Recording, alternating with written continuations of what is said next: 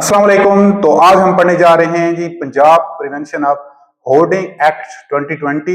ये 11/10/2020 को बनाया गया था। आज हम एक ट्रिक सीखते हैं कि इसको 2 से 3 मिनट में कैसे याद करते हैं। तो मैंने 3 लाइनें बनाई हैं, वो आपने गौर से सुनी है। Smart dog hoard search action, catch company try again, reward informer, fake protect aid rule और ओवरराइड अमेंड एंड रिपीट। तो ये आप याद कर लें। अब इसको कैसे इससे डिटेक्ट करने हैं बाकी सेक्शन देखें जी। स्मार्ट से याद, एस से short title, extend commencement, D जो डॉग का है उससे आपने याद रखना है डेफिनेशंस, और होर्ड तो एक्सप्लेनेटरी है कि होर्डिंग का जो ऑफेंस है वो क्या है, वो उसमें दिया गया है।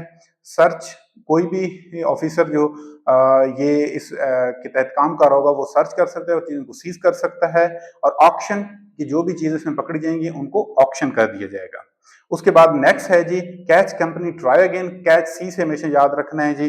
कॉग्निशन ऑफ दिस ऑफेंसेस, ये नॉन अवेलेबल होते हैं और ऑफेंसेस होते हैं और विदाउट वारंट भी इनको जो ऑफेंस कर रहे होते हैं उनको पकड़ा जा सकता है।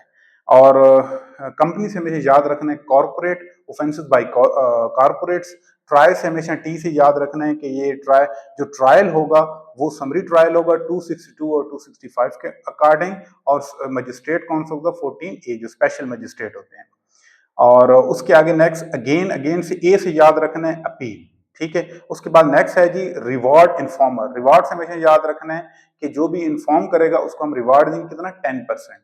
और इन्फॉर्मर से आपने डिटेक्ट करना है कि इंफॉर्मेशन एंड डिक्लेरेशन जो भी आपने चीजें होल्ड की होंगी वो आपने गवर्नमेंट को बतानी होगी। नेक्स्ट है जी फेक प्रोटेक्ट एड रूल्स। अब फेक से याद रखना है कि जो भी फेक रिपोर्टिंग करेगा गवर्नमेंट को, गवर्नमेंट उसको भी एज ए ऑफेंस कंसिडर करेगी और उसकी सजा भी है, और 3 साल और 10 लाख।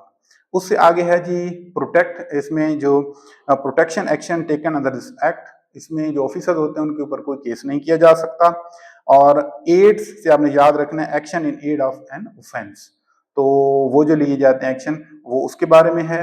और रूल्स हमेशा पावर टू मेक रूल जो हमेशा गवर्नमेंट के पास होती है। नेक्स्ट है जी पावर टू जो इसमें जो नेक्स्ट है जी ओवरराइडिंग इफेक्ट, जो ये जो लॉ है हमेशा जो जनरल लॉ के ऊपर प्रिवेल करता है, ओवरराइड करता है। और इसके बाद power to amend the schedule, इसका जो स्केड्यूल है 41 जो आइटम्स दिए हुए हैं वो हमेशा गवर्नमेंट के पास होगी।